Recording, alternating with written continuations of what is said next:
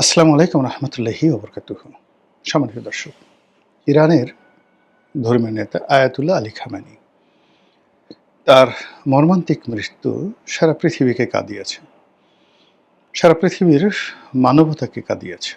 শুধু ইসলামপন্থী নয়, যে সকল মানুষ স্বাধীনতার স্বপ্ন দেখেন, যে সকল মানুষ একটি জাতিকে ঐক্যবদ্ধ রাখতে চান, যে সকল মানুষ লড়াই এবং সংগ্রাম করতে চান সাম্রাজ্যবাদী শক্তির বিরুদ্ধে, তাদের সকলের নিকট বিপ্লবের বিমূর্ত প্রতিক্রিয়া হিসাবে ইরানের সর্বোচ্চ ধর্মীয় নেতা আয়াতুল্লাহ আলী খামেনি যে একটা জায়গা করে নিয়েছিলেন, এই গত ১০০ বছরে জীবদ্দশায় কোনো মানুষ এই পর্যায়ে পৌঁছতে পারেননি। তার শিক্ষা, তার দীক্ষা, তার ব্যক্তিত্ব, তার মাধুর্যময়তা, তার শব্দচয়ন, তার শান্ত এবং সুষ্ঠু মূর্তি, সব মিলিয়ে তিনি ছিলেন এক অনন্য বিশ্বমানব। এই ইরান এবং ইসরায়েলের এই যুদ্ধ উপলক্ষে তিনি জাতির উদ্দেশ্যে ভাষণ দিয়েছিলেন। ভাষণের প্রতিটি শব্দ, প্রতিটি তাল, প্রতিটি লয় তিনি ফার্সি ভাষাতে দিয়েছিলেন, আর আমরা ইংরেজিতে শুনেছি। তার সেই ইংরেজি ভাষা সারা জীবন আমার কানে বাজতে থাকবে। এত সুন্দর ভাষা আমি কখনো শুনিনি। কি নেই সেখানে? ধর্ম, কর্ম, মানুষের চিন্তা চেতনা, রাজনীতি, অর্থনীতি, সমাজ, মানুষের স্বপ্ন, সব কিছু মিলিয়ে এক অনন্য একটা জাতিকে ঐক্যবদ্ধ করার যে মহাময়তা আয়াতুল্লাহ আলী খামেনি ছড়িয়ে দিয়েছিলেন তার জীবদ্দশাতে। তার মৃত্যুর পরে সবাই কেঁদেছে, আমিও কেঁদেছি। সে মানুষের জানাজা বলা হয়ে থাকে ৩ কোটি মানুষ এই জানাজাতে অংশগ্রহণ করেছে। যারা ধর্মকর্মে বিশ্বাস করেন তারা জানেন যে কিয়ামত সংগঠিত হবে, এবং কিয়ামতের যে ভূমি, এই ভূমিটিকে বলা হচ্ছে পারস্যের এই ভূমিতে কিয়ামত হবে। তো সেই কিয়ামতের একটা আলামত আমরা লক্ষ্য করলাম যে ৩ কোটি মানুষ কোন একটি জানাজাতে অংশগ্রহণ করেছে, লাইভলি, সরাসরি।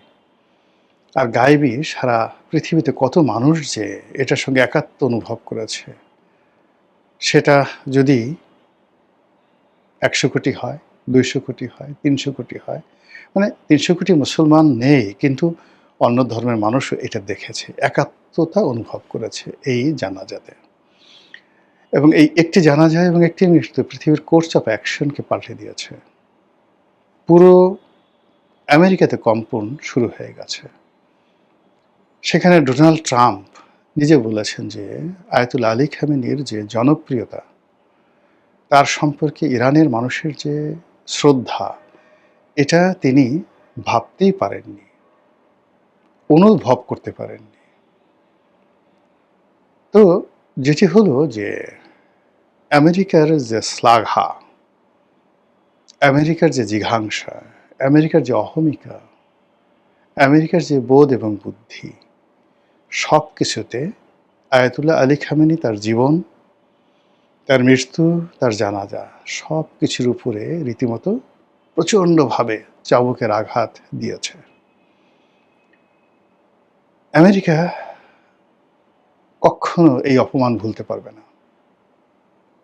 ভিয়েতনাম যুদ্ধে তাদের যে ঘটনা ঘটেছে, তারপর লিবিয়াতে, ইরাকে তারা যেভাবে অপমানিত হয়েছে, কিংবা ধরুন যেভাবে তারা লাঞ্ছিত এবং অপমানিত হয়েছেন আফগানিস্তানে, এই সবগুলো, মানে তাদের এই রাষ্ট্রটা সৃষ্টি হওয়ার পরে সবগুলো অপমান, সবগুলো অমর্যাদা, সবগুলো পরাজয় একত্র করলেও ইরানের কাছে তারা যে অপদস্থ হয়েছে, অপমানিত হয়েছে, তার ১% হবে না। ইরান প্রতিটি অহংকারী আমেরিকান, প্রতিটি যুদ্ধবাজ অহংকারী আমেরিকান, প্রতিটি দাঙ্গাবাজ আমেরিকান, সৈন্য থেকে শুরু করে রাজনীতিবিদ, সবার একেবারে মস্তিষ্কে যে প্রতিটি নিউরন, সেই নিউরনের মধ্যে পরাজয়ের বীজ বপন করে দিয়েছে। ফলে সময়ের তাগিদে আমেরিকা মেনে নিয়েছে, নেগোসিয়েশন করেছে, দেয়ালে পিঠ থেকে গেছে, কিন্তু তারা এই অপমান কোনোদিন ভুলবে না। এবং শেষ সময়টা পর্যন্ত তারা একেবারে পতনের সর্বশেষ পর্যায় পর্যন্ত যেভাবে ট্রয় নগরী ধ্বংস হয়েছিল, মানে যেভাবে ইলিয়াড এবং অডিসি মহাকাব্য রচিত হয়েছিল ইরানকে নিয়ে, ঠিক এরকম ইরানের মাটিতে মহাকাব্য রচিত হবে, সেই শাহনামার মতো নতুন মহাকাব্য রচিত হবে।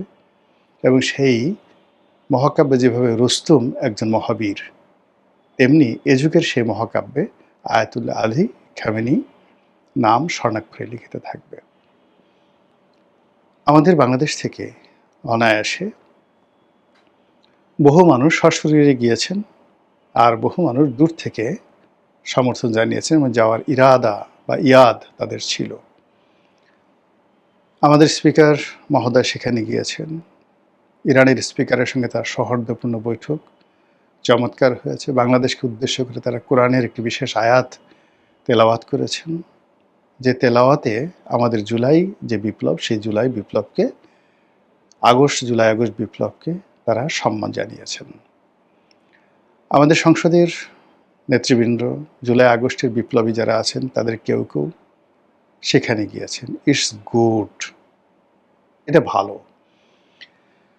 কিন্তু সমস্যাটা যেটা হলো সেটা হলো ইরান এবং আমেরিকার যে যুদ্ধ, সেই যুদ্ধের সময় আমরা আমাদের দায়িত্ব পালন করতে পারিনি।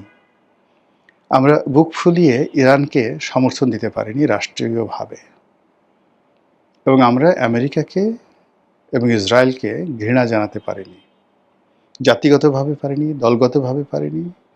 এবং আমরা বিভিন্ন সময় হামাসের পক্ষে, ফিলিস্তিনের পক্ষে বিশাল মিছিল করি।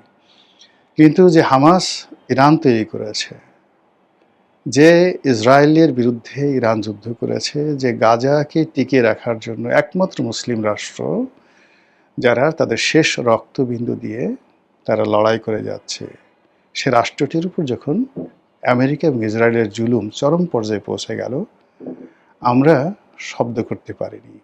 আর এই কারণে ইরানের অভিমান ছিল, ইরানের কষ্ট ছিল। ফলে যখন সাময়িকভাবে হরমুজ প্রণালী খুলে দেওয়া হলো, বাংলাদেশের একটা জাহাজ ওখান দিয়ে পার হচ্ছিল, সেই জাহাজটিকে ইরান আটকে রাখে।